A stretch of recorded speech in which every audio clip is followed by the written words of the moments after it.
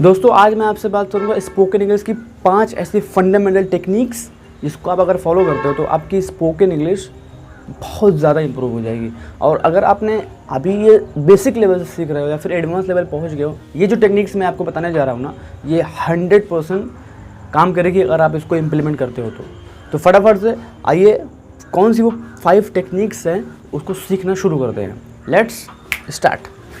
दोस्तों जो मैं ये टेक्निक्स बताने जा रहा हूँ इसको बोलते हैं फॉज, FOSE। फॉज means fundamental of spoken English.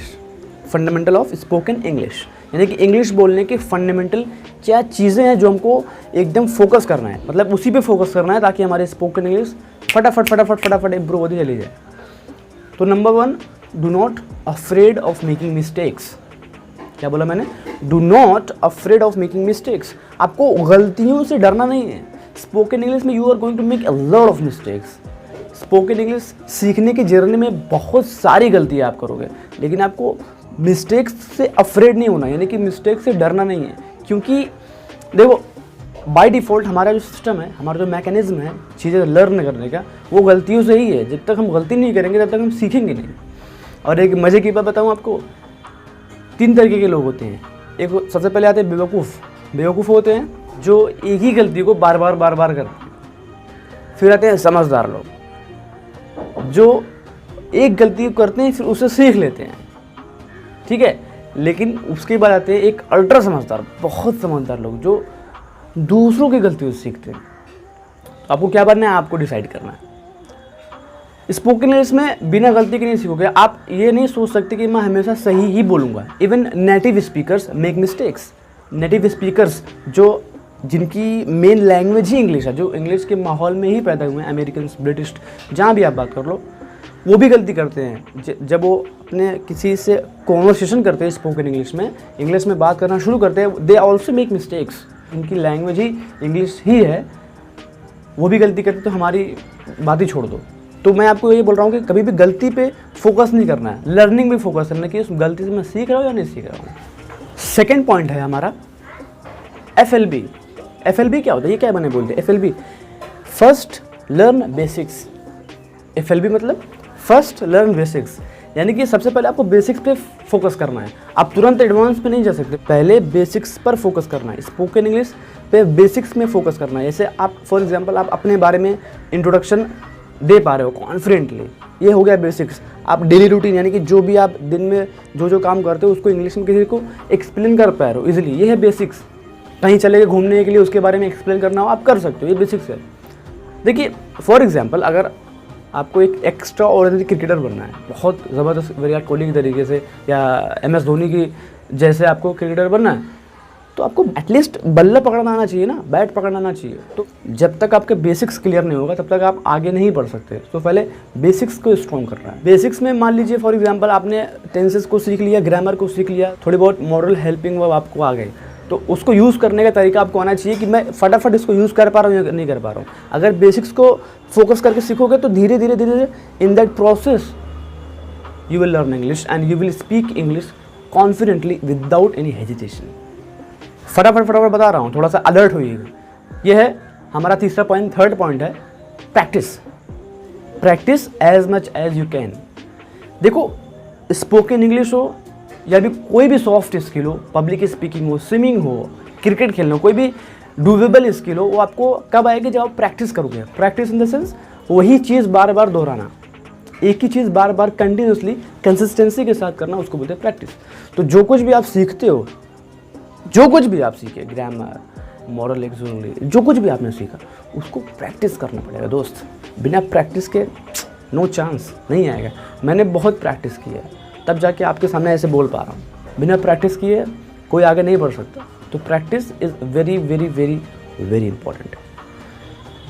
I hope यहाँ तक आपको क्लियर हो गया होगा। अब हमारा इसी से निकल के आता है चौथा पॉइंट, फोर्थ पॉइंट है SYI। ठीक है, SYI इसको क्या बोलते हैं, शॉर्ट फॉर्म में बोला हूँ मैं, search your interest. SYI search your interest, यानी कि आपको अपना इंटरेस्ट फाइंड आउट करना है, अपना इंटरेस्ट खोजना है कि मैं किस चीज़ में मेरा इंटरेस्ट है, यानी किस चीज़ को मैं देखना सुनना पसंद करता हूँ। You have to find out. ये अगर आप काम कर लोगे गेम चेंजर है, बता रहा हूँ आपको। गेम चेंज कर देगा। अगर आप अपना इंटरेस्ट फाइंड आउट कर लिए कि मैं किस चीज़ में मेरी लगन है या किस चीज़ को मैं देखना सुनना पसंद करता हूँ, या फिर कोई कौन सी ऐसी चीज़ इसमें मैं खो जाता हूँ, इसको बोलते हैं इंटरेस्ट।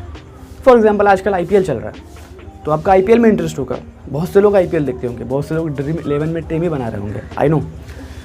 तो IPL में जो कमेंट्री होती है, जो स्पीकर बोलता है गेम के बारे में, वो आप इंग्लिश में सुन सकते हो। ये फ़ायदा होगा आपका अगर आपने इंटरेस्ट फाइंड आउट कर लिया। हाँ, क्रिकेट में इंटरेस्ट है, क्रिकेट देख रहे हो, साथ ही साथ कमेंट्री जो है इंग्लिश में सुनो, इंडियन कमेंटेटर के, अमेरिकन नहीं। उसका एक्सेंट नहीं समझ में आएगा, बोर हो जाओगे। जिस भी चीज़ में आपका इंटरेस्ट हो उसको आप लिंक करना है अपनी स्किल सीखने के लिए। मैं यही करता हूँ। जो देखो, जो मैं करता हूँ वही आपको मैं सिखाने की कोशिश करूँगा, क्योंकि वही मैं बेटर तरीके से आपको एक्सप्लेन कर सकता हूँ। जो मैं नहीं करता वो मैं आपको नहीं सिखा सकता ना, उसको मैं आपको एक्सप्लेन ही नहीं कर सकता। सो किसी भी चीज़ में आपका इंटरेस्ट हो, फॉर एग्जांपल आपका मूवी देखने में इंटरेस्ट है, तो मूवी भी देखिए तो इंग्लिश सब टाइटल्स के साथ देखिए। नहीं, अभी शुरू में आप डायरेक्ट इंग्लिश मूवी देखोगे नहीं समझ में आएगा, बोर हो जाओगे। आपको मूवी हिंदी में देखनी है, लेकिन उसके इंग्लिश सब टाइटल्स नीचे आएंगे। जो डायलॉग मूवी में हिंदी में बोल रहे हैं वो उसका इंग्लिश में आएगा, तो आपको समझ में आएगा ये क्या इसका मतलब होता है, मीनिंग क्या होता है। इससे आपकी वोकैब स्ट्रॉन्ग होगी, यानी कि शब्दकोश जिसको कहते हैं ना शब्दकोश, वोकेबलरी, शब्द भंडार, ये आपका बढ़ेगा अगर आप मूवी देखते हो तो इंग्लिश में या इंग्लिश सब टाइटल्स से। कोई भी इंटरेस्ट आपका हो सकता है। फॉर एग्जांपल आप सेलिब्रिटी के फ़ैन हो, फॉर एग्जांपल शाहरुख खान साहब के फ़ैन हो, बहुत अमेजिंग एक्टर हैं वो, आप उनसे बहुत कुछ सीख सकते हो। For example one of the example मैं ले रहा हूँ कि अगर आप शाहरुख खान के फ़ैन हो तो उनकी जो इंग्लिश में इंटरव्यूज़ होती है वो आप देखो, उससे सीखो कि वो क्या बोल रहे हैं, कैसे वर्ड्स को यूज़ कर रहे हैं कम्युनिकेशन में, स्पोकन इंग्लिश में, ये सीख सकते हो। देखो, मैं हमेशा ये बोलता हूँ अपने वीडियोज़ में, सीखना बंद तो जीतना बंद। सीखना पड़ेगा दोस्त। You have to keep learning every single day. Learning is a life time process. You have to keep learning every single day. Okay, last but not the least, last point हमारा 5th पॉइंट ये है कि अगर हो सके तो आप self help books पढ़िए, सेल्फ डेवलपमेंट बुक्स, बहुत फ़ायदा उससे मिलता है। सबसे नंबर 1 उसमें फ़ायदा क्या है, वो शॉर्ट होती हैं, 100-150 पेजेस की होंगी और बहुत इजी लैंग्वेज में, कॉन्वर्सेशनल स्टाइल में लिखी होती है। तो आपको अगर थोड़ी बहुत आपको वोकैबुलरी पता है, थोड़ी बहुत इंग्लिश की नॉलेज है, तो आप समझ जाओगे आराम से। या फिर आप न्यूज़पेपर भी पढ़ सकते हो। न्यूज़पेपर पढ़ोगे तो उसमें थोड़ा प्रॉब्लम है, क्योंकि न्यूज़पेपर में थोड़ा टफ लैंग्वेज में लिखी होती है, पैसिव वॉइस उसमें ज़्यादा यूज़ होता है। ये कुछ मैंने अपनी लाइफ में इम्प्लीमेंट किया, मेरे लाइफ में रिजल्ट मिला, इसलिए मैं आपको एक्सप्लेन किया हूँ। अगर आप भी इसको करना चाहते हो तो प्लीज़ इसको 6 महीने तक लगातार फॉलो करो, आपको 100% रिजल्ट मिलेगा। तब तक के लिए इतना ही, मिलते हैं किसी नेक्स्ट वीडियो में। Keep learning, keep winning. Thank you for watching.